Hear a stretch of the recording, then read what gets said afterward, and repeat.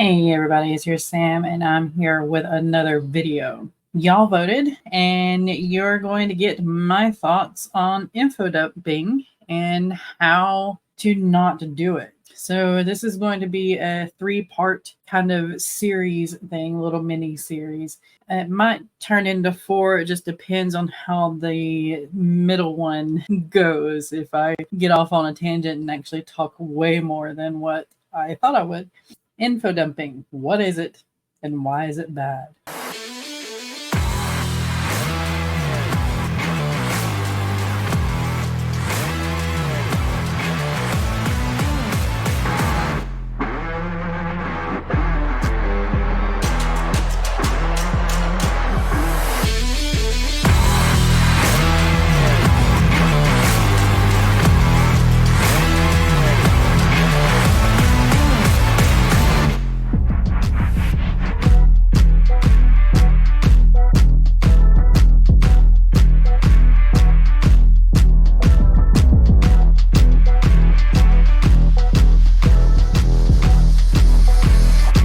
Info dumping in fiction is bad. Now, info dumping in real life doesn't necessarily have to be bad. It just depends on some symptoms that you may have, like ADHD or mental health issues, emotional health issues, and just the crowd that you're talking to. But info dumping in fiction is 99% of the time considered bad.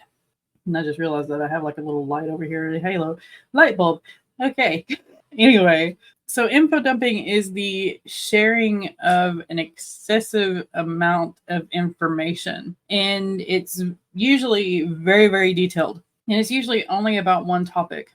That can be part of the reason why it is bad. 1, it bores your reader. 2, it distracts from the story.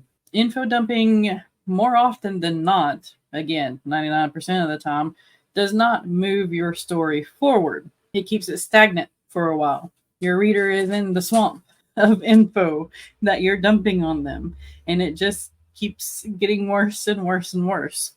It disengages the reader from your plot, from your character, from your story, and you do not want to do that. It makes your fiction book feel more like a textbook. I mean, I know we have to read some fiction books for class, but you don't want your story to feel like it's a textbook. The most common points in a book that are usually victims of info dumping are backstory, character descriptions, technical details, world building, and explaining why something is happening. We're going to go over those 5 things in a later video in more detail because I don't want to info dump. No. And I'm going to share with you a couple of cures. And again, we'll probably get more into these in the later videos. Let the reader learn as they go. You want to sprinkle out information throughout your book. You don't want it to be all in chapter 1. You don't want it to be all in chapter 3. You just don't want to have a full page of information for the reader to slog through in order to get to the rest of the story. So let the reader learn as they go. 1 point is character descriptions. Don't have your character look in a mirror, for the love of God, or a pool of water that happens to be stagnant enough for a person to look in. And that in me is gross. No. There's going to be something in that water that your character doesn't want to touch anyway, so just don't let them look into a pool of water that's stagnant. Unless it's like in a bird feeder or, like a bird bath or something like that, then that's somewhat okay. Still questionable water. And stick to what the reader needs to know. Again, we're going to go a little bit more into detail about this when we go over the 5, most common victims of info dumping, like I mentioned before. But allowing the reader to know what they need to know and not the entire expanse of your world or the entirety of your character down to the crooked toenail. Just let them learn what they need to know in order for the story to make sense to them or for the story to move forward for them. That's all they need to know. And to picture a character or to picture a tavern Maybe. We all know what taverns look like. You don't have to info dump about that. Okay? Okay. Now, like I said, this is going to be a 3, possibly 4-part series. It's going to be fairly short. And then I can move on to whatever you guys want in the next poll. Right? Right. Make sure to pay attention to my community tab, because that's where I post the polls for you to vote on what kind of videos you want me to do next. Like I said, towards the 3rd, maybe 4th video of this, I will be putting up a poll in the community tab for you to vote on to see what else y'all want to see me do. A couple of little announcements.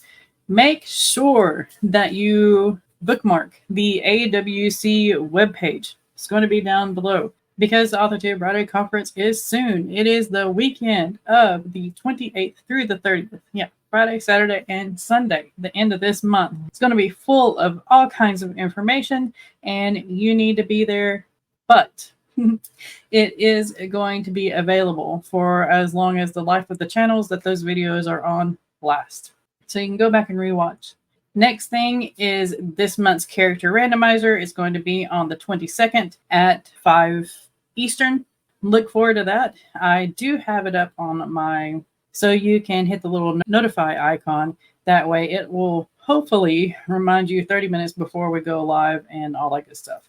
Next is the HB90 Bootcamp. Y'all have heard me talk about the HB90 Bootcamp here on my channel a lot. It is very, very helpful for creatives to schedule their days, to schedule their weeks, to schedule their quarter, so that they can get their creative goals accomplished.